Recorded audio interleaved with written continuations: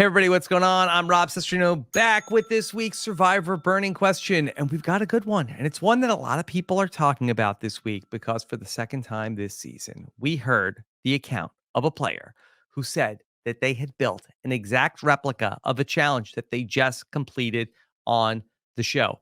Now, every week, I get a lot of suggestions from our listeners about what are we going to talk about on the burning question, and they're all great. Thank you to the patrons for that. But this week, I'm going to give the credit to Stephen Fishback for something that he brought up on Survivor Know-It-All. Stephen and I, we were talking about the controversial reaction to Carson 3D printing this week's puzzle. And I want to take a deeper look into this trend of players memorizing Survivor's recurring challenges.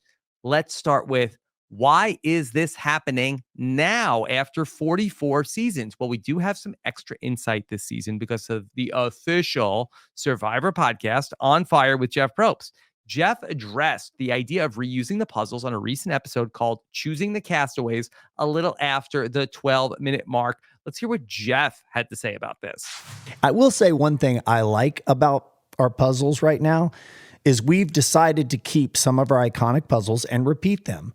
And you're starting to see, especially younger people who grew up watching Survivor when they were 8 or 9, they start making 3D puzzles. And then sometimes you get lucky and the season you're on has a puzzle that you made a 3D model of and you kill it. I love that because it rewards preparation. Yeah. These are people who were doing this for years before they even got on the show.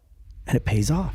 So the Survivor producers, or at least Jeff, seem to be really psyched about this idea that this is happening. But a lot of people are big mad or bag mad, depending on where you're from, about the whole situation. But is it something that's worth getting big mad over? I think that there are two questions that we should try to address about this issue. And I think that they're the same two questions that the Survivor producers should be asking themselves about every single part of the show. Is it fair and is it good TV? Now, as often as possible, Survivor should be making sure that the answer to both those questions is always yes. However, in this instance, I'm not sure that that's the case. Now, let's discuss the idea of whether or not this is fair by looking back at how we got to this point. Now, I want to take a second and just shout out the great YouTuber, Peridium, friend of the podcast. He does a great series about hacking the challenges, which surely is going to need another update at the end of season 44. It's a really fun watch, and he does talk about this here. I want to go back to Survivor 30, Worlds Apart, no collar, blue collar, white collar. And in the first immunity challenge, the contestants had the option to finish with a 5, 10, or 50-piece puzzle. The white collar tribe selected to do the 50-piece puzzle, which was just a bunch of number tiles. But the no collar and the blue collar tribe selected the 10-piece puzzle, which happens to be the same puzzle that Carson 3D printed and solved on this week's episode because time is a flat circle. However, nobody chose the 5-piece puzzle.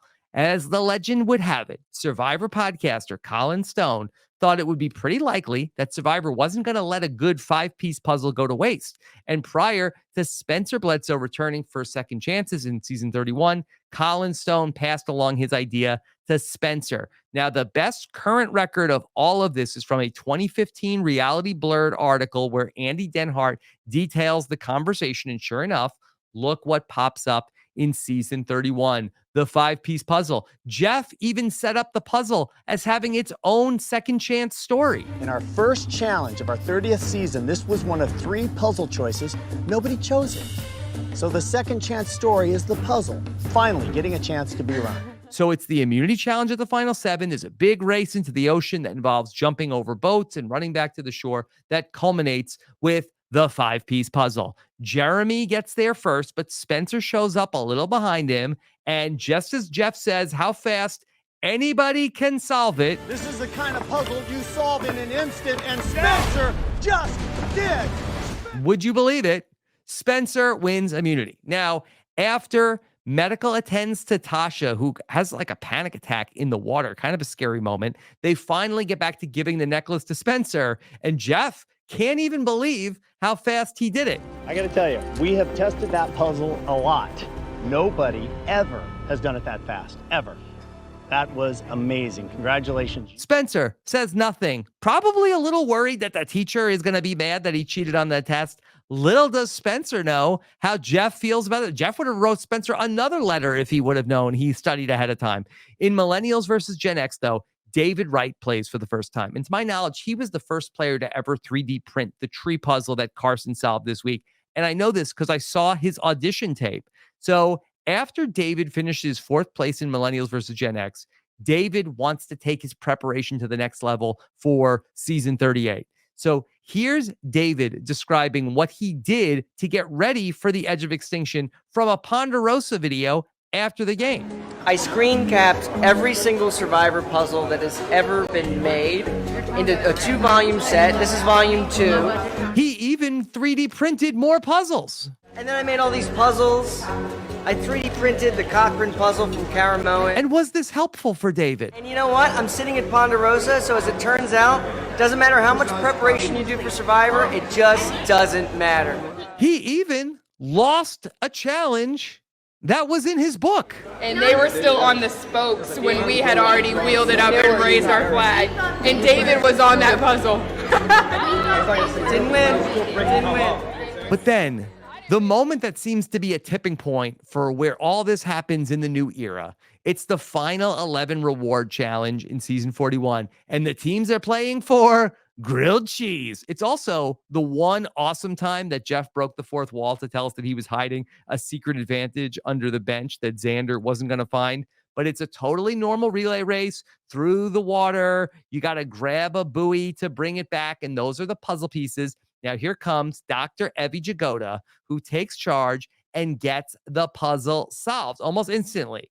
And Evvie says that they knew that puzzle. I knew that puzzle. Yes, I knew. And Jeff says, "You knew the puzzle?" And Evvie explains. I remember watching this on Edge of Extinction. I remember that tribe sucking so bad, and then they pulled out this puzzle, and I was like, I can make that puzzle out of beads at my house. And I did, and it paid off. And then Jeff even breaks the fourth wall and maybe ultimately the game when he tells us this. Listen to you future Survivor players. That's how you do it right there. Now, Evvie didn't use a 3D printer. They just used some hairpins to recreate the challenge. Ironically, a challenge that David Wright's tribe had a lot of struggles with in the Edge of Extinction. But it was that night that Jeff's message was heard loud and clear when he said, "That's how you do it right there." And the future players were listening. So on season 42, which famously didn't see Survivor 41, we had players doing the types of things that players had done for years, like practicing slide puzzles on their phones, doing apps. Marianne even knows the name of Samotion, but she hasn't built Samotion at her house.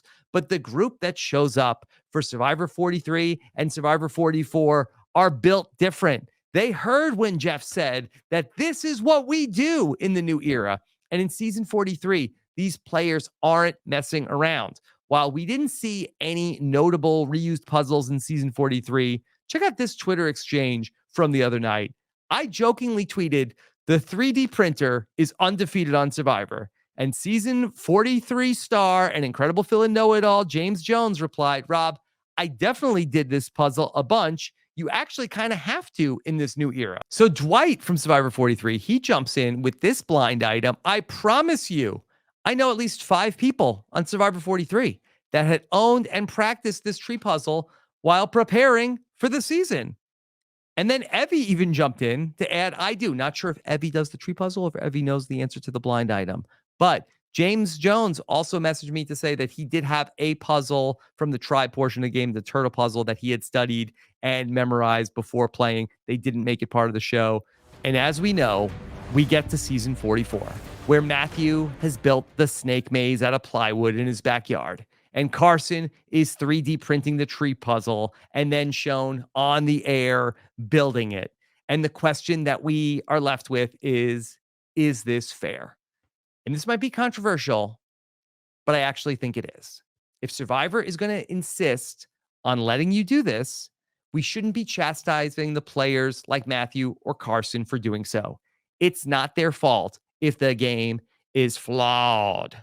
I've seen a lot of people on social media talk about how, well, this could be unfair, because not everybody is going to have access to the financial resources to be able to 3D print Survivor puzzles. Now, I actually was surprised to see 3D printers only cost about $250. I also got a DM from a listener who wanted me to pass along that your public library can also help you with 3D printing. There's also a number of Etsy shops that sell facsimile Survivor puzzles for about $25 each. Not a sponsor, but my DMs are open. Now, while that's not nothing to start buying up puzzles to practice on, I do think it is a decent investment if you're deep in the Survivor casting process with the opportunity to win $1 million. That being said, is this the best use of your prep time for Survivor? I really don't think so. David Wright spent hours and hours working on that Bible and 3D printing puzzles that didn't help him one bit. Evvie and Spencer lucked out that challenges they practiced actually showed up on the show. Spencer did win individual immunity, but I liked his chances in that spot to begin with, being one of the first people to work on the puzzle. Evvie won a grilled cheese also before getting voted out in the next episode. This season, Matthew and Carson both helped earn immunity for their group on the last leg of a challenge, and in the process of acing the puzzle, both may have magnified a target on their back. Nobody has won the game or gained any significant advantage to this point from memorizing the puzzles. Most importantly, I don't want to see people stress out about creating or buying all the puzzles before you play Survivor. If you're getting anxiety about not having them, or if you enjoy doing them, by all means, have at it. It just may not be the best use of your time to improve yourself as a player before you go to Fiji. But back to that other question. Is this good TV? Now, this is where the Survivor producers in the new era seem to be focusing their attention the most. The new era is all supposed to be about unpredictable, dangerous fun. Who cares if there's a million advantages, right? This is fun. But as Mike White once asked, is it fun? The people who seem to be the most enamored with the idea of contestants memorizing puzzles before the show are the people who should despise it the most. What fun is it to watch people walk up to complicated puzzles and solve them easily because they memorize them? Could you imagine a contestant sweeping a category on Jeopardy only to reveal that they saw these exact questions on a rerun? Would the Jeopardy producers applaud this person as being the most prepared Jeopardy contestant? We've talked so much this season about how the game is weighted against the players who aren't the traditional strong challenge competitors. We've talked about it so much. But to me, there is currently an inefficiency in the game that can be exploited by the players who might be otherwise targeted for being weak challenge performers. So to the future Survivor players, memorize away, because you know the other players are going to be doing it too. And maybe, just maybe, when the entire cast of the show can solve a puzzle just by looking at it, that's going to be the point when production will realize that they need to make a change. I understand as a viewer that seeing players solve a puzzle from memory is a frustrating experience. It is to me too. But at its heart, Survivor is like a mini society. It takes all the ups and downs of normal life and packs them into living in this remote environment. The show is supposed to be about adapting to whatever comes your way, using your smarts and bouncing back from adversity. So if players are 3D printing puzzles before the game, isn't that just tapping into that resourceful, innovative spirit that we would normally applaud? But that's the thing. Knowing what's coming kind of clashes with our traditional storybook idea of what Survivor is supposed to be. The show is supposed to be about the unexpected, the thrill of not knowing exactly what's coming next. When contestants 3D print the puzzles, it's like they're trying to turn Survivor into some kind of memorization contest instead of contestants braving the elements and each other. And at a time when we've already condensed from 39 days to 26 days, this shortcut mindset breaks the sense of authenticity, taking us further away from the classic idea of what Survivor is supposed to be. Don't hate the players, hate the game, because that's how they're making it easy for players to do. And until they change that, I think we're just going to see more of the same. We'll see if it happens again for any of the players in Survivor 44 when we are back on Wednesday night for the first post-mergatory episode of Survivor 44. I've been having so much fun this season creating these burning questions. I hope you've been enjoying them too. Thanks again for joining us. Make sure you hit subscribe if you're watching us here on YouTube. We appreciate the thumbs up, and I love to read your comments as well.